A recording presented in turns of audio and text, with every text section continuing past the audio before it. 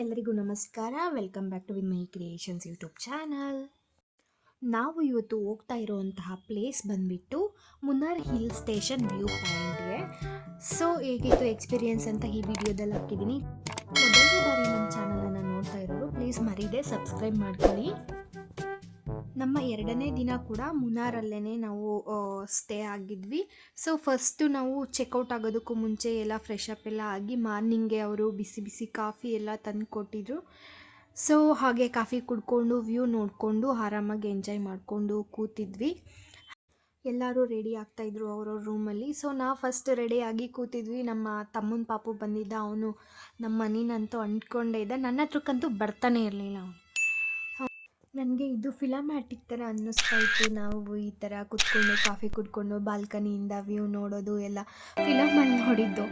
So ಈ ಥರ ನಾವು ಒಂದು ಎಕ್ಸ್ಪೀರಿಯೆನ್ಸ್ ಮಾಡ್ತೀವಿ ಅಂತ ನಾನಂತೂ ಅಂದ್ಕೊಂಡಿರಲಿಲ್ಲ. ಈ ಮುನ್ನಾರ್ ವೆದರ್ ಆಗಿರ್ಬೋದು, ಆ ನೇಚರ್ ಅಂತೂ ನಾನಂತೂ ಫಿದಾ ಆಗೋಗ್ಬಿಟ್ಟೆ.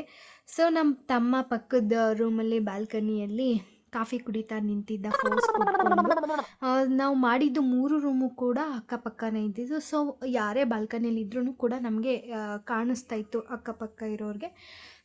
ನಮ್ಮ ಮನೆ ಇನ್ನೇನು ಕಮ್ಮಿನಾ, ಈ ಕಡೆ ಬಾವ ಆ ಕಡೆ ಬಾಮೆಂದ ಇಬ್ಬರು ಕಾಫಿ ಮಗ್ ಇಟ್ಕೊಂಡು ಕಾಫಿ ಕುಡ್ಕೊಂಡು ಫೋರ್ಸ್ ಕೊಟ್ಟಿದ್ದು ನಾನು ವೀಡಿಯೋ ಮಾಡಿದ್ದು.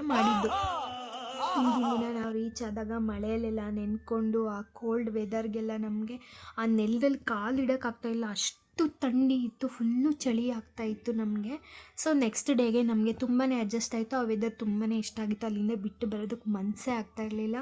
ಈ ಬ್ಯಾಂಗ್ಳೂರು ಸಿಟಿಯಲ್ಲಿ ನಾವು ಈ ಡೈಲಿ ಕಾರು ಟ್ರಾಫಿಕ್ಕು ಈ ಕೆಲಸ ನೋಡಿ ನೋಡಿ ಬೇಜಾರಾಗಿ ಈ ಗ್ರೀನರಿ ಕಡೆ ಹೋದಾಗ ನಮ್ಮ ಮನಸ್ಸು ಹೇಗೆ ಉಲ್ಲಾಸ ಆಗಿರುತ್ತೆ ಅಂದರೆ ಅದು ಎಕ್ಸ್ಪೀರಿಯೆನ್ಸ್ ಮಾಡಿದಾಗಲೇ ಗೊತ್ತಾಗೋದು.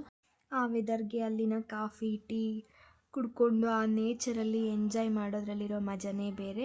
ಸೊ ಈ ವಿಡಿಯೋ ಮಾಡ್ತಾ ಮಾಡ್ತಾ ನಮ್ಮ ಹಸ್ಬೆಂಡ್ ರಿಯಾಕ್ಷನ್, ನಾನು ವೈಲೆಂಟ್ ಆದ್ರೆ ಕಂದ ರಾಮ, ನಾನು ವೈಲೆಂಟ್ ಆದ್ನು ರಾವಣ ಕಂದ. ನಾನು ನನ್ನ ತಮ್ಮನ ಮಗ ಬರಲಿ ಅಂತ ಅದು ಎಷ್ಟು ಮಸ್ಕ ಹೊಡೋದ್ನೋ ಗೊತ್ತಿಲ್ಲ. ಚಿಪ್ಸ್ ಕೊಡ್ತೀನಿ ಬಾರೋ ಅಂದರೂ ಬರ್ತಾಯಿಲ್ಲ. ಅವನು ಮುನ್ಸ್ಕೊಂಡು ನಿಂತಿದ್ದಾನೆ, ನಮ್ಮ ಹಸ್ಬೆಂಡು ಎತ್ಕೊಂಡಿಲ್ಲ ಅವನ್ನ ಅಂತ ಹೇಳ್ಬಿಟ್ಟು. ಎಷ್ಟು ಕರೆದ್ರೂ ಬರ್ತಾನೆ ಇಲ್ಲ ಅವನು.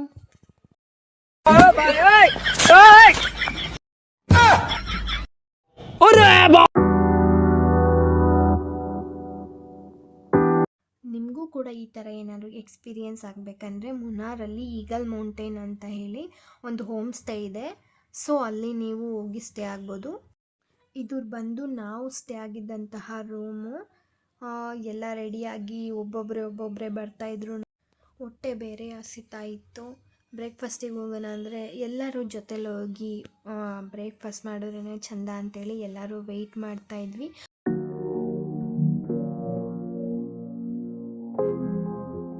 ಅಲ್ಲಿ ಎಲ್ಲ ರೂಮ್ಗಳಲ್ಲಿ ಕೂಡ ಕೇರಳ ರಿಲೇಟೆಡೇ ಪೇಂಟಿಂಗ್ಸ್ ಇತ್ತು. ತುಂಬಾ ಇಷ್ಟ ಆಗ್ತಾಯಿತ್ತು ನಮಗೆ. ಸೊ ನಾವು ಈಗ ಈಗಲ್ ಮೌಂಟೇನ್ಗೆ ಬಾಯ್ ಹೇಳಿ ನಮ್ಮ ನೆಕ್ಸ್ಟ್ ಲೊಕೇಶನ್ಗೆ ಹೊರಡೋ ಟೈಮ್ ಆಗಿತ್ತು. ಸೊ ನಾವು ಆ ಹೋಮ್ ಸ್ಟೇಗೆ ಬಾಯ್ ಅಂತ ಹೇಳಿ ನಾವು ಅಲ್ಲಿಂದ ನಮ್ಮ ನೆಕ್ಸ್ಟ್ ಡೆಸ್ಟಿನೇಷನ್ಗೆ ನಾವು ಅಲ್ಲಿಂದ ಹೊರಟ್ವಿ.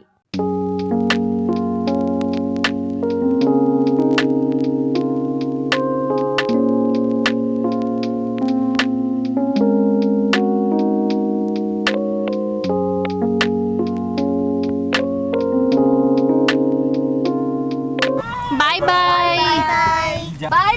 ಬಾಯ್ ಬನ್ನಿ ಬಾಯ್.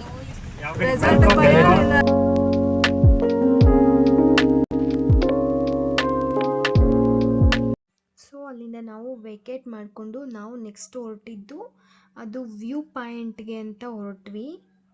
ಹಾಗೆ ಹೋಗೋ ರೋಡಲ್ಲಿ ಆನೆ ಸಫಾರಿ ಇತ್ತು. ಸೊ ಅಲ್ಲಿ ನಾವು ನಿಂತ್ಕೊಂಡು ಮಳೆ ಜಾಸ್ತಿ ಬರ್ತಾ ಇತ್ತು. ಸೊ ಅದಕ್ಕೆ ನಾವು ಹೋಗೋದು ಬೇಡ ಅಂತ ಹೇಳ್ಬಿಟ್ಟು ಹಾಗೆ ನಿಂತ್ಕೊಂಡು ಸ್ವಲ್ಪ ಹೊತ್ತು ನೋಡಿಕೊಂಡು ಮತ್ತೆ ಆ ಮಳೆಯಲ್ಲಿ ಕಾಫಿ ಟೀ ಸ್ನ್ಯಾಕ್ಸ್ ಎಲ್ಲ ತೊಗೊಳ್ಳೋಣ ಅಂತ ಅಲ್ಲೇ ಇದ್ದಿದ್ದ ಶಾಪಲ್ಲಿ ಆರ್ಡರ್ ಮಾಡಿದ್ವಿ. ತುಂಬಾ ಟೇಸ್ಟಿಯಾಗಿತ್ತು. ಅಲ್ಲಿದ್ದ ಚಕ್ಲಿ, ಅಲ್ಲಿ ಏನಂತಾರೆ ಅಂದರೆ ಮುರುಕು ಅಂತಾರೆ ಚಕ್ಲಿನ. ಮತ್ತೆ ಅಲ್ಲಿಂದ ಹೊರಟ್ವಿ ನಾವು. ನೆಕ್ಸ್ಟ್ ಅದು ಹಿಲ್ ಸ್ಟೇಷನ್ಗೆ ಹೋಗೋದಕ್ಕೆ ಟೈಮ್ ಆಗುತ್ತೆ ಅಂತ. ಹಾಗೆ ಹೋಗೋ ರೋಡಲ್ಲಿ ಒಂದು ಡ್ಯಾಮ್ ಇತ್ತು. ಸೊ ಮಳೆ ಬರ್ತಾ ಇದ್ದಿದ್ದ ರೀಸನಿಂದ ನಾವು ಕಾರಲ್ಲೇ ನೋಡ್ಕೊಂಡ್ವಿ. ಕಾರ್ ಓಪನ್ ಮಾಡಿ ಸ್ವಲ್ಪ ಹೊತ್ತು ನಿಲ್ಲಿಸ್ಬಿಟ್ಟು ನೆಕ್ಸ್ಟ್ ಹಾಗೆ ನಮ್ಮ ಜರ್ನಿನ ನಾವು ಸ್ಟಾರ್ಟ್ ಮಾಡ್ಕೊಂಡ್ವಿ ಹಿಲ್ ಸ್ಟೇಷನ್ ಕಡೆಗೆ. ಸೊ ಹೋಗ್ಬೇಕಾದ್ರಂತೂ ಆ ಗ್ರೀನರಿ ಆಗಿರೋ ಅಂಥ ರಿವರ್ ಎಲ್ಲ ನೋಡಿ ನನಗಂತೂ ತುಂಬಾ ಖುಷಿ ಆಯಿತು. ಈ ಥರ ಎಲ್ಲಿ ನೋಡಿದ್ರೂ ನದಿ, ಫಾಲ್ಸು, ಡ್ಯಾಮ್ ಆಗಿರ್ಬೋದು, greenery, tea gardens, god own city ಅಂತ ಕರೆಯೋದು ಇದಕ್ಕೆ ಅಂತ ತುಂಬಾ ಇಷ್ಟ ಆಯಿತು. ಸೊ ನೆಕ್ಸ್ಟ್ ಅದೇ ಚಳಿಗೆ ಮುಂದೆ ಅಲ್ಲಿ ನಮ್ಮ ಫೇವ್ರೆಟ್ ಆದಂತಹ ಕಾರ್ನ್ದು ಇಲ್ಲಿ ಶಾಪ್ ಸಿಕ್ತು. ಸೊ ಅದಕ್ಕೆ ಅಣ್ಣ ಕಾರ್ನ ಸೈಡ್ಗೆ ಹಾಕಿದ್ರು. ನಾವು ಅಲ್ಲೇ ಇಳ್ಕೊಂಡು ಈ ಚಳಿಗೆ ಹೊಟ್ಟೆ ಬೇರೆ ಹಸಿತಾ ಇತ್ತು, ಫುಡ್ ಬೇರೆ ನಮಗೆ ಎಲ್ಲ ಥರದ ಫುಡ್ಡು ಅಡ್ಜಸ್ಟ್ ಆಗಲ್ಲ ಅಂತೇಳಿ ಅಲ್ಲಿವರೆಗೂ ಲೈಟಾಗಿ ಏನಾದ್ರು ತಗೊಳ್ಳೋಣ ಅಂತೇಳಿ ಜೋಳದ ಅಂಗಡಿ ಹತ್ರ ನಾವು ಇಲ್ಲಿ ನಿಲ್ಲಿಸಿದ್ರು ಕಾರು. ಸೊ ನಾವು ನಮ್ಮ ಭಾಷೆಯಲ್ಲಿ ಅವ್ರ ಹತ್ರ ಪ್ರೈಸ್ ಎಲ್ಲ ಕೇಳ್ಕೊಂಡ್ವಿ. ಅವರು ಅಣ್ಣ ಇದ್ದಿದ್ದು, ಸೊ ಅವ್ರಿಗೆ ಇಂಗ್ಲೀಷು ಓಕೆ ಸ್ವಲ್ಪ ಅರ್ಥ ಆಗ್ತಾಯಿತ್ತು. ಕೆಲವೊಂದು ಕಡೆ ಅಂತೂ ನಮಗೆ ಅವ್ರಿಗೆ ಕನ್ವೆ ಮಾಡೋಕ್ಕೆ ಆಗ್ತಾ ಇರಲಿಲ್ಲ. ಅವರಿಗೆ ಮಲಯಾಳಮ್ಮು ಮಾತ್ರನೇ ಬರ್ತಾಯಿತ್ತು, ಕನ್ನಡ ಇಲ್ಲ, ಇಂಗ್ಲೀಷ್ ಇಲ್ಲ, ತೆಲುಗು ಇಲ್ಲ, ತಮಿಳಲ್ಲಿ ಕೂಡ ಸ್ವಲ್ಪ ಮಾತಾಡಿದ್ರು ಕೂಡ ಕೆಲವೊಬ್ರಿಗೆ ಬರ್ತಾ ಇರಲಿಲ್ಲ. ಸೊ ಫೈನಲಿ ಮಳೆ ಬರ್ತಾ ಇದ್ದಕ್ಕೆ ನಾವು ಆ ಶಾಪ್ ಒಳಗಡೆನೇ ನಾವೇ ಅಕ್ವೈರ್ ಮಾಡ್ಕೊಂಡ್ಬಿಟ್ವಿ ಪ್ಲೇಸ್ನೆಲ್ಲನೂ. ಅಣ್ಣಂಗೆ ಸ್ವಲ್ಪ ಮಲಯಾಳಂ ಬರ್ತಾಯಿತ್ತು, ತಮಿಳು ಬರ್ತಾಯಿತ್ತು, ಅವ್ರಿಗೆ ಫುಲ್ ತಮಿಳು ಬರುತ್ತೆ. ಸೊ ಎಲ್ಲ ಕಡೆ ಅವರೇನೇ ಮಾತಾಡಿ ಎಲ್ಲ ಅವ್ರು ಆ್ಯಕ್ಚುಲಿ ಕೆಲವೊಬ್ಬರು ಏನು ಅಮೌಂಟನ್ನ ಕೂಡ ಅವರು ಮಲಯಾಳಮಲ್ಲಿ ತಮಿಳಲ್ಲಿ ಹೇಳ್ತಾಯಿದ್ರು, ನಮಗಂತೂ ಗೊತ್ತಾಗ್ತಾ ಇರಲಿಲ್ಲ. ಸೊ ಆಮೇಲೆ ಅವರೇ ಎಲ್ಲ ಹೇಳಿ ನಮ್ಗೆ ಯಾವ ಥರ ಬೇಕು, ಸುಟ್ಟಿರೋದು ಎಷ್ಟು ಬೇಕು, ಬೇಯಿಸಿರೋದು ಎಷ್ಟು ಬೇಕು ಅಂತ ಅವ್ರ ಭಾಷೆಯಲ್ಲಿ ಹೇಳ್ತಾಯಿದ್ರು. ಸೊ ನೆಕ್ಸ್ಟು ನಾವು ವೆಯ್ಟ್ ಮಾಡ್ತಾಯಿದ್ವಿ ಕೊಡೋದಕ್ಕೆ. ನೆಕ್ಸ್ಟ್ ನಾವು ಅಲ್ಲೋಗಿ ಬಿಸಿ ಬಿಸಿ ಗಾಳಿ ತಗೋತಾ ಇದ್ವಿ. ಜೋಳನ ಬಾಯಿಲು ಕೂಡ ನಾವು ಹೇಳಿದ್ವಿ. ಮತ್ತು ಸುಟ್ಟಿರೋದಕ್ಕೆ ಅವರು ಉಪ್ಪು ಖಾರ ಹಚ್ಕೊಡ್ತಾರೆ. ಉಪ್ಪು ಖಾರ ಹಚ್ಚಿದ ಮೇಲೂ ಕೂಡ ಇನ್ನೊಂದು ಸರಿ ಬಿಸಿ ಮಾಡಿ ಅಂತ ಅಣ್ಣ ಹೇಳ್ತಾಯಿದ್ರು. ಯಾಕೆಂದರೆ ಇಲ್ಲ ತಿನ್ನಬೇಕಾದ್ರೆಲ್ಲ ತುಟ್ಟಿಗೆಲ್ಲ ಆಗಿ ಖಾರ ಆಗುತ್ತೆ ಮತ್ತು ನೆತ್ತಿಗೆ ಹತ್ತುತ್ತೆ ಅಂತ ಹೇಳ್ಬಿಟ್ಟು. ಸೊ ನಾನು ಅರ್ಧಂಬರ್ಧ ತಮಿಳಲ್ಲಿ ಹೇಳ್ತಾ ಇದ್ದೀನಿ, ಇನ್ನು 3 ಪೀಸ್ ಬೇಕು, ಅದರಲ್ಲಿ 2 ಕಟ್ ಮಾಡಿ ಈ ಥರ ಕಟ್ ಮಾಡಿಕೊಡಿ ಅಂತ. ಅವ್ರಿಗೆ ಅರ್ಥ ಆಯಿತೋ ಬಿಡ್ತೋ ಗೊತ್ತಿಲ್ಲ ನಾನು ಹೇಳಿದ್ದು. ನೆಕ್ಸ್ಟ್ ಅಣ್ಣನೇ ಅವರಿಗೆ ಎಕ್ಸ್ಪ್ಲೈನ್ ಮಾಡಿದ್ರು. ನೆಕ್ಸ್ಟು ನಾವು ತಿನ್ನೋದಕ್ಕೆ ಸ್ಟಾರ್ಟ್ ಮಾಡ್ಕೊಂಡ್ವಿ. ನಮ್ಮ ಮನೆ ಅಂತೂ ಖಾರ ಅಂದರೆ ತುಂಬ ಇಷ್ಟ, ಅದಕ್ಕೆ ಅದೆಷ್ಟು ಸರಿ ಖಾರ ಹಚ್ಕೊಳ್ತೋ ನನಗಂತೂ ಗೊತ್ತಿಲ್ಲ.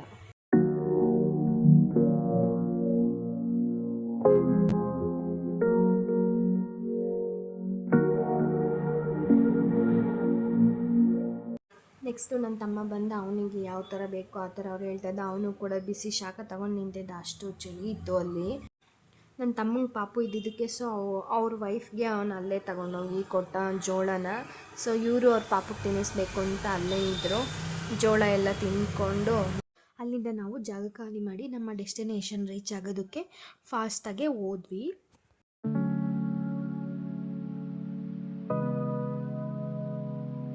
ಸೊ ಅಲ್ಲಿ ತುಂಬ ಮಳೆ ಇದ್ದಿದ್ದ ಕಾರಣ ಎಲ್ಲರೂ ಕೂಡ ರೈನ್ ಕೋಟ್ ತೊಗೊಂಡ್ವಿ. ನಮ್ಮ ಮನೆಯಿಂದನೇ ತೊಗೊಂಬಂದಿದ್ದು ರೈನ್ ಕೋಟು. ನಮಗಂತೂ ಇದು ಇರಿಟೇಷನ್ ಆಗ್ತಾಯಿತ್ತು ಆ ರೈನ್ ಕೋಟು. ಅಲ್ಲಿಂದ ನಾವು ವ್ಯೂ ಪಾಯಿಂಟ್ ಕಡೆಗೆ ಹೆಂಗೆ ಹೊರಟ್ವಿ ಅಂದರೆ,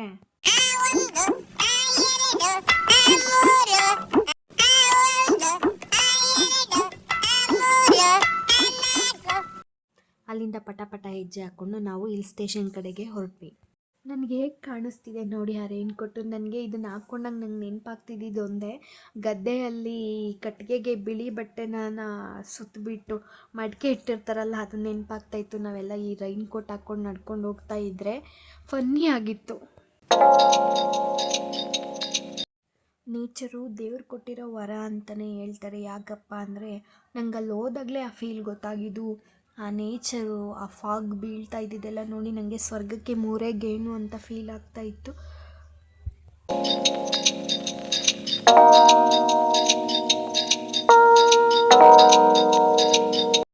ಆ್ಯಕ್ಚುಲಿ ಇದು ವ್ಯೂ ಪಾಯಿಂಟ್ ಅಲ್ಲ, ಇನ್ನು ಮುಂದೆ ಇದೆ. ಸೊ ಆ ಥಂಡಿಗೆ ನಮಗೆ ಬಾಯಲ್ಲೆಲ್ಲ ಹೊಗೆ ಬರ್ತಾಯಿತ್ತು, ಫಾಗ್ ಬರ್ತಾಯಿತ್ತು. ಅದನ್ನು ನಾವು ಒಂದು ಆಟ ಮಾಡಿಕೊಂಡು ಎಲ್ಲರೂ ಶೋ ಕೊಡ್ತಾಯಿದ್ದೀವಿ. ನಾನು ಎಲ್ರಿಗೂ ಹೇಳಿದೆ ಬನ್ನಿ ಬೇಗ ಹೋಗೋಣ ಅಂತೇಳಿ ಓಡ್ತಾ ಇದ್ದೀನಿ ನಾನು. ಅವರಿನ್ನೂ ಅಲ್ಲೇ ಇದ್ದಾರೆ. ನನ್ನ ತಮ್ಮ ಮಗುನ ಜೊತೆಗೆ ಫೋಟೋ ಫೋಸ್ ಕೊಡ್ತಾನಿದ್ದಾರೆ. ಮೇಲ್ಗಡೆ ಕೋತಿ ತನ್ನ ಮಗುನ ಎಷ್ಟು ಕೇರ್ ಮಾಡ್ತಾಯಿದೆ ನೋಡಿ. ಅಲ್ಲಿದ್ದಕ್ಕೂ ಇವನು ತಗೊಳ್ತಾ ಇದ್ದಿದ್ದಕ್ಕೂ ಎರಡಕ್ಕೂ ಸಿಂಕ್ ಆಗ್ತಾಯಿತ್ತು. ತುಂಬ ಹತ್ತಿರ ಇದೆ ಅಂತ ಹೇಳಿದ್ರು, ಬಟ್ ಅದು 100 ಮೀಟರ್ಸ್ ಇದ್ದರೂ ಕೂಡ ನಮಗೆ ತುಂಬ ದೂರ ಅನ್ನಿಸ್ತು. ಯಾಕೆ ಅಂದರೆ ಅಲ್ಲಿ ಸ್ಟೆಪ್ಸ್ ಇದ್ದಿದ್ದು ಕಲ್ಲಲ್ಲಿ ಮಾಡಿದ್ದು, ಹತ್ತಿರ ಇದೆ ಅನ್ನೋ ಥರನೇ ಕಾಣಿಸ್ತಾ ಇತ್ತು ವ್ಯೂ ಪಾಯಿಂಟು ಮೇಲಿಂದ ನೋಡಿದ್ರೆ. ನಾವು ಓಕೆ ಅಂತೇಳ್ಬಿಟ್ಟು ಹೋದ್ವಿ. ಸೊ ನಾವು ಮತ್ತೆ ಇದೇ ವ್ಯೂ ಪಾಯಿಂಟ್ ಅಂದ್ಕೊಂಡ್ವಿ, ಅಲ್ಲ, ನೆಕ್ಸ್ಟ್ ನೋಡಿದ್ರೆ ಇನ್ನೊಂದು ಟಿಕೆಟ್ ತಗೋಬೇಕು ಅಂತ ಹೇಳಿ ಇಲ್ಲಿ ಬೋರ್ಡ್ ಹಾಕಿದ್ರು. ಒಂದೇ ಒಂದು ವ್ಯೂ ಪಾಯಿಂಟ್ಗೆ ಎರಡೆರಡು ಕಡೆ ಟಿಕೆಟ್ ತೊಗೊಂಡಿದ್ದಾಯಿತು ನಮಗಿಲ್ಲಿ. ಸೊ ನೆಕ್ಸ್ಟು ನಾವು ಟಿಕೆಟ್ ತಗೊಂಡು ಹಾಗೆ ಜಿಕ್ಕೊಂಡು ಹೋಗ್ತಾ ಇದ್ವಿ. ರೇನ್ ಕೋಟ್ ಕಲರ್ಸ್ ಮಾತ್ರ ಚೆನ್ನಾಗಿದ್ವು. ಸೊ ಅದಕ್ಕೆ ಅವಳನ್ನ ಪಿಂಕ್ನ ಮಧ್ಯೆ ಕರ್ಕೊಂಡು ನಾನು ಅವನು ಗ್ರೀನ್ ಆ ಕಡೆ ನಿಂತ್ಕೊಂಡು ವಿಡಿಯೋ ಮಾಡ್ತಾಯಿದ್ರು ನಮ್ಮ ಹಸ್ಬೆಂಡು. ಸೊ ಅದಕ್ಕೆ ಫೋಸ್ ಕೊಡ್ತಾ ಇದ್ವಿ ನಾವು. ಬಟ್ ಅಲ್ಲಿನ ಎಕ್ಸ್ಪೀರಿಯೆನ್ಸ್ ಮಾತ್ರ ಮಸ್ತಿತ್ತು. ಆ ಕೋಲ್ಡ್ ಇದ್ದಿದ್ದಕ್ಕೂ ನಮಗೆ ಆ ಮೂಗಿಗೆ ನೀರು ಹೊಡಿತಾ ಇರೋದಕ್ಕೂ ಅಲ್ಲಿನ ವೆದರ್ ಆಗಿರ್ಬೋದು, ಆ ನೇಚರ್ಗಂತೂ ನಮಗೆ ಈ ಸ್ವರ್ಗ ಥರ ಫೀಲ್ ಆಗ್ತಾಯಿತ್ತು.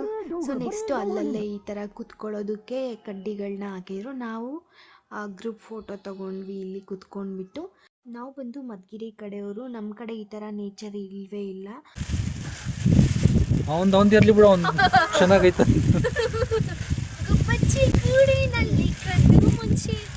ಈ ಕಣ್ಣಲ್ಲಿ ಇನ್ನೀ ಏನೇನು ನೋಡ್ಬೇಕೋ ಕಾಣೆ. ನನ್ ಮೇಲೆ ನಿನ್ಗೆ ಯಾಕೆ ಇಷ್ಟು ದ್ವೇಷ? ಸ್ವಲ್ಪ ಹೊತ್ತು ಕೂತ್ಕೊಂಡ್ವಿ, ಅಲ್ಲೇ ನೇಚರ್ನ ನೋಡ್ಕೊಂಡ್ಬಿಟ್ಟು ಹಾಗೆ ಒಂದೆರಡು ಫೋಟೋಗಳನ್ನ ತೊಗೊಂಡ್ಬಿಟ್ಟು ನಾವು ನೆಕ್ಸ್ಟು ಹಾಗೆ ನಾನು ನಮ್ಮ ಮನೆ ಮುಂದೆ ನಡ್ಕೊಂಡು ಹೋಗ್ತಾ ಇದ್ವಿ. ನೇಚರ್ ವ್ಯೂ ಅಂತೂ ಮತ್ತೆ ಮತ್ತೆ ಫಿದಾ ಆಗ್ತಾನೆ ಇದೆ ನಾನು ಆ ಪ್ಲೇಸಲ್ಲಿ. ಸೊ ನೆಕ್ಸ್ಟು ಅಲ್ಲಿ ಹಿಂಗಿತ್ತು ಅಂದರೆ ರೋಡು ಇಳಿಯೋದಕ್ಕೆ ತುಂಬಾ ಕಷ್ಟ ಆಗ್ತಾಯಿತ್ತು. ಇದು ನೋಡೋದಕ್ಕೆ ತುಂಬಾ ಈಸಿ ಇದೆ, ಬಟ್ ಇಳಿಬೇಕಾದ್ರೆ ತುಂಬಾ ಸ್ಲಿಪ್ ಆಗ್ತಾಯಿತ್ತು. ಆ ಮಳೆ ಬಂದಿದ್ದಕ್ಕೂ ಅಲ್ಲಲ್ಲೇ ಪಾಚಿ ಕಟ್ಟಿತ್ತು. ಸೊ ಚಿಕ್ಕ ಚಿಕ್ಕ ಕಲ್ಲುಗಳು, ಈ ಥರ ಸಣ್ಣ ಸಣ್ಣ ರೋಡು ಮಣ್ಣೆಲ್ಲ ಇತ್ತು. ಎಲ್ಲಿ ಜಾರು ಬೀಳ್ತೀವೋ ಅನ್ನೋ ಭಯ. ಜಸ್ಟ್ ಒಂದು ಸಣ್ಣ ಸ್ಕಿಪ್ ಆದ್ರೂ ನಾವು ಕೆಳಗೆ ಹೋಗ್ತಾ ಇದ್ವಿ. ಆ ಥರ ಇದು ಅಲ್ಲೆಲ್ಲ ತುಂಬಾ ಎಂಜಾಯ್ ಮಾಡಿದ್ವಿ ಆ ಪ್ಲೇಸಲ್ಲಿ ನಾವು. ಇವರು ಬಂದುಬಿಟ್ಟು ನನ್ನ ತಮ್ಮನ ವೈಫು, ಅದು ಅವ್ರ ಪಾಪು ನನ್ನ ಅಳಿಯ.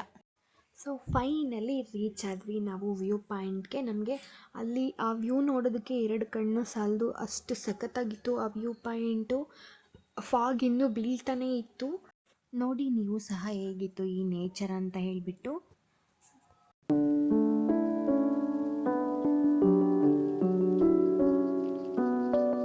ನನಗೆ ತುಂಬಾ ಖುಷಿಯಾಗಿ ನಾನು ಡ್ಯಾನ್ಸ್ ಎಲ್ಲ ಮಾಡಿಬಿಟ್ಟೆ. ನಂಗೆ ಡ್ಯಾನ್ಸ್ ಅಂತೂ ಬರೋದೇ ಇಲ್ಲ ಫಸ್ಟ್ ಆಫ್ ಆಲ್. ತುಂಬಾ ಖುಷಿ ಆಯಿತು ನಂಗೆ ಆ ನೇಚರಲ್ಲಿ.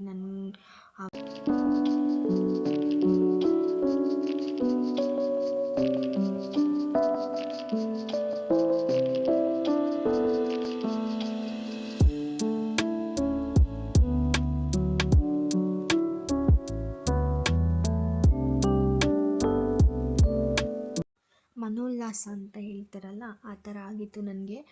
ಆ ಸಂತೋಷಕ್ಕೆ ನಾನು ಹಾಡೆಲ್ಲ ಹೇಳ್ತಾ ಇದ್ದೆ, ಅಷ್ಟು ಖುಷಿಯಾಗಿದೆ ನಾನು ಆ ಪ್ಲೇಸಲ್ಲಿ. ನನ್ನನ್ನೇ ನಾನು ಕಳ್ಕೊಂಬಿಟ್ಟೆ. ಆ ಥರ ಇತ್ತು ಆ ಲೊಕೇಶನ್ನು. ನೀವು ಕೂಡ ಅಲ್ಲೋಗಿ ಆ ಥರ ಎಕ್ಸ್ಪೀರಿಯೆನ್ಸ್ ಮಾಡಿ. ತುಂಬಾ ಚೆನ್ನಾಗಿದೆ ಪ್ಲೇಸ್ ಮಾತ್ರ. ಅದರಲ್ಲೂ ಸಹ ನಮ್ಮ ಪ್ರೀತಿ ಪಾತ್ರರ ಜೊತೆ ಅಲ್ಲಿ ನಾವು ಟೈಮ್ ಸ್ಪೆಂಡ್ ಮಾಡಿದ್ರೆ ಆ ಖುಷಿಗೆ ಪಾರ ಇರೋದಿಲ್ಲ. ನೆಕ್ಸ್ಟು ನಾವು ಅಲ್ಲಿಂದ ಹೊರಟ್ವಿ. ಅಲ್ಲಿ ಕೇರಳ ಮೀಲ್ಸ್ ಊಟ ಮಾಡೋಣ ಅಂತ ಒಂದು ಹೋಟೆಲ್ಗೆ ಹೋದ್ವಿ. ಅಲ್ಲಿ ಪವರ್ ಬೇರೆ ಹೋಗಿತ್ತು. ಸೊ ನೆಕ್ಸ್ಟು ಆರ್ಡರ್ ಮಾಡಿಕೊಂಡು ನಾನು ನೂಡಲ್ಸ್ ತೊಗೊಂಡೆ. ನನ್ನ ತಮ್ಮ ಅವರು ಅಲ್ಲಿನ ಸ್ಪೆಷಲ್ ಊಟ ಎಲ್ಲ ತೊಗೊಂಡು ಎಲ್ಲ ತುಂಬ ಹೊಟ್ಟೆ ಹಸ್ಕೊಂಡ್ಬಿಟ್ಟಿದ್ವಿ ಓಡಾಡಿಬಿಟ್ಟು. ನೆಕ್ಸ್ಟ್ ಅಲ್ಲೆಲ್ಲ ಚೆನ್ನಾಗಿ ನಾವೆಲ್ಲರೂ ಸಹ ಬ್ಯಾಟಿಂಗ್ ಮಾಡಿಬಿಟ್ಟು ನಾವು ಅಲ್ಲಿ ಏನೋ ರೆಡ್ ವಾಟರ್ ಥರ ಇತ್ತು. ನಮಗೆ ವಾಟರ್ ಎಲ್ಲ ಕೊಟ್ಟಿದ್ರು ಅವರು, ಬಿಸಿನೀರೇ ಕೊಟ್ಟಿದ್ರು ರೆಡ್ ವಾಟರು. ಏನಿದು ರೆಡ್ ವಾಟರ್ ಅಂತ ಅಂದರೆ ಅಲ್ಲಿ ಯಾವುದೇ ಹೋಟೆಲ್ಗೆ ಹೋದರೂ ಅದೇ ವಾಟರ್ ಅಂತೆ ಕೊಡೋದು ಅಲ್ಲಿ. ಸೊ ನೆಕ್ಸ್ಟು ಕುಡಿದೆ, ನಾನು ಟೇಸ್ಟ್ ಮಾಡಿದೆ. ಅದು ನಾರ್ಮಲ್ ವಾಟರ್ ಥರನೇ ಇತ್ತು. ನೆಕ್ಸ್ಟು ಊಟ ಮಾಡಿ ಕಾರೊಳಗಡೆ ಕೂತ್ಕೊಂಡ್ವಿ. ಚಳಿಗೆ ನಾವು ಮಾಡ್ತಾ ಇದ್ದೀವಿ ನೋಡಿ, ನಮ್ಮನ್ನ ಇಮಿಟೇಟ್ ಮಾಡ್ತಿದ್ದ. ನೆಕ್ಸ್ಟು ಇಲ್ಲಿ ಆಗಿದ್ದಂತಹ ಘಟನೆನ ನಾವು ಲೈಫ್ ಲಾಂಗ್ ಮರೆಯೋದಕ್ಕೆ ಚಾನ್ಸೇ ಇಲ್ಲ. ನಾನು ಟೀ ಗಾರ್ಡನಲ್ಲಿ ಫೋಟೋ ಬೇಕೇ ಬೇಕು ಅಂತ ಹೇಳಿ ಕತ್ಲಲ್ಲಿ 6 ಗಂಟೆಲಿ ಹೋಗಿ ಫೋಟೋ ತಗೊಂಡೆ. ನೆಕ್ಸ್ಟು ಏನಾಯಿತು ಅಂದರೆ, ಆ್ಯಕ್ಚುಲಿ ಅದು ವೀಡಿಯೋ ಇಲ್ಲ ನೆಕ್ಸ್ಟ್ ಏನಾಯಿತು ಅಂತ ಹೇಳೋದಕ್ಕೆ. ಸೊ ನೆಕ್ಸ್ಟ್ ಅಲ್ಲಿಂದ ನಾವು ಹೋಗಿ ಕಾರೊಳಗಡೆ ಕೂತ್ಕೊಂಡ್ವಿ. ಸ್ವಲ್ಪ ಮುಂದೆ ಹೋಗಿದ ತಕ್ಷಣ ನಮ್ಮ ಮನೆಗೇನೋ ಕಾಲ ಮೇಲೆ ಹುಳ ಹೋಗ್ತಾ ಇದೆ ಅಂತೇಳಿ ನೋಡ್ತು. ನೆಕ್ಸ್ಟ್ ಅಲ್ಲಿ ಇಳಿದು ನೋಡಿದ್ರೆ ಜಿಗಣೆ, ಪಾಪ ರಕ್ತ ಎಲ್ಲ ಕುಡಿದ್ಬಿಟ್ಟಿದೆ, ಅಷ್ಟು ದೊಡ್ಡ ಜಿಗಣೆ. ನೆಕ್ಸ್ಟ್ ನಾನು ನೋಡಿದೆ, ನನ್ನ ಕಾಲಲ್ಲಿ ಒಂದು 5-6 ಇದೆ, ನಮ್ಮ ಮನೆ ಕಾಲಲ್ಲಿ ಒಂದು 5-6 ಇದೆ. ಮಧ್ಯ ರೋಡಲ್ಲಿ ನಿಂತ್ಬಿಟ್ಟು ಟಾರ್ಚ್ ಹಾಕಿ ಎಲ್ಲ ತೆಗ್ದಾಕ್ಬಿಟ್ವಿ. ಫುಲ್ಲು ಬ್ಲಡ್ ಎಲ್ಲ ಆಗಿಬಿಟ್ಟಿತ್ತು ಕಾಲಿಗೆ. ನೆಕ್ಸ್ಟ್ ಅಲ್ಲಿ ಹೋಗಿ ಒಂದು ಹೋಟೆಲಲ್ಲಿ ಸ್ಟೇ ಆದ್ವಿ. ನೀವೇನಾದ್ರು ನೆಕ್ಸ್ಟ್ ಟೈಮ್ ಏನಾದ್ರು ಟೀ ಗಾರ್ಡನ್ಸ್ ಕಡೆ ಹೋದರೆ ತುಂಬ ಸೇಫ್ಟಿಯಾಗಿರಿ. ಆ ಕಡೆ ಹಾವೆಲ್ಲ ಇರುತ್ತಂದರೆ ನಮ್ಗೆ ಗೊತ್ತೇ ಇರಲಿಲ್ಲ. ಸೊ ಈ ವಿಡಿಯೋ ಏನಾದರೂ ನಿಮಗೆ ಇಷ್ಟ ಆಗಿದರೆ ಲೈಕ್ ಮಾಡಿ, ಶೇರ್ ಮಾಡಿ, ಕಮೆಂಟ್ ಮಾಡಿ, ಹಾಗೆ ಪಕ್ಕದಲ್ಲಿ ಕಾಣುವಂತಹ ಬೆಲ್ಲೈಕನನ್ನು ಪ್ರೆಸ್ ಮಾಡಿ ಮರಿದೇ ನಮ್ಮ ಚಾನಲನ್ನು ಸಬ್ಸ್ಕ್ರೈಬ್ ಮಾಡ್ಕೊಳ್ಳಿ. ಇದೇ ರೀತಿ ನಮ್ಮ ಚಾನಲನ್ನು ಸಪೋರ್ಟ್ ಮಾಡ್ತಾ ಇರಿ. Thanks for watching my YouTube channel with Mahi creations.